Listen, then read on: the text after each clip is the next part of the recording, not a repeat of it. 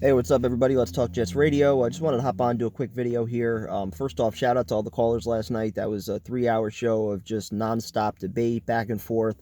Plenty of varied opinions on Joe Douglas's start to free agency. Whether or not, he was strategic in, some of these 1 year deals, finding good value, or whether or not, he missed some opportunities with, Robbie Anderson, or potentially getting some more impact offensive linemen in here. But taking a break from all that for a second, obviously there was some news today that the Jets signed inside linebacker Patrick Onwuasor, I believe is how you pronounce his last name. Don't quote me on that.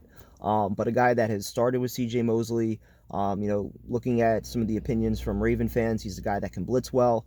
He's pretty solid in coverage. I don't know what the contract details are, but I would assume that he's probably making significantly less than what Avery Williamson is making. So the idea that the Jets should be paying $6.5 million this year to bring back Avery Williamson, I think, is ridiculous. And it has nothing to do with not thinking that Avery Williamson's a good player, because he is. I like Avery Williamson as a player. Unfortunately, you're paying C.J. Mosley $18 million, which, I don't even want to say unfortunately. C.J. Mosley is one of the best middle linebackers in the league, and you're getting him back this year. So Avery Williamson, he's a luxury item. $6.5 million. If he was a free agent right now coming off surgery, would you pay him $6.5 million?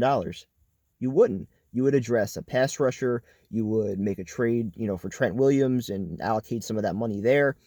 There's plenty of different ways they could use that money and still get very good production next to CJ Mosley, who again wasn't part of this team last year. And again, that's a position at inside linebacker that there are plenty of ways you can cover that up. How many times do you even need two of your inside linebackers on the field? A lot of times you go to four-man fronts, you're in nickel and dime packages. Avery Williamson, he was okay in coverage. I didn't think he was great there. So you're not taking CJ Mosley off the field. So I think it just makes so much sense to move on here. Again, it's not that Avery Williamson's a bad player. It's just that he's probably not a long-term fit, and the money that he's making you can use to get a long-term fit. So the other thing that I just wanted to address really quick, a positive for Joe Douglas, because again, a lot of people are saying I'm way too critical and skeptical of a lot of the moves that he's made so far. Again, I say on defense, he's found some great value. I just wish they were long-term deals.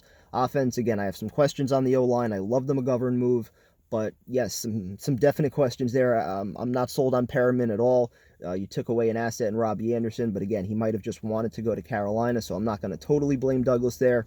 But the point I wanted to get to is that with all these 1 year contracts, what you're doing is in 2 years, you're setting yourself up to potentially have a ridiculous number of comp picks. So for a guy that wants to build through the draft, we have not seen one of his drafts yet. So let's hope that, he knocks it out of the park this year, whether it's offensive line at 11 and wide receiver back to back in rounds 2 and 3, or if you get the stud receiver at 11 and you're able to find an offensive lineman later on.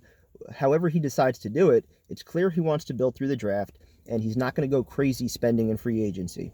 So my complaint is that he didn't try to get at least one or two, a Conklin, or it could still happen to Trent Williams.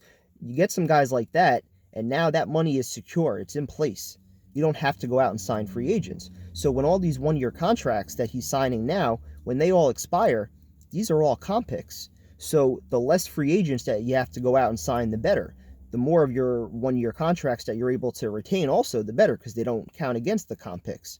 So, I see what Joe Douglas could potentially be doing here. He could be stockpiling plenty of comp picks for the future, and if his philosophy is to build through the draft, it makes sense. I just think that some of the money that we did spend this year on contracts that, Fant, Lewis, Van Rotten, I still don't know the numbers on that. I just think that money could have potentially been used elsewhere. But again, I don't want to keep focusing on that. Go out and get Trent Williams, and you're set up so well for the draft to whether, again, you want to do receiver, offensive line, however order you want to do it, you're set up so well to really boost this offense around Sam Darnold. So that's my opinion. Talk to you guys later.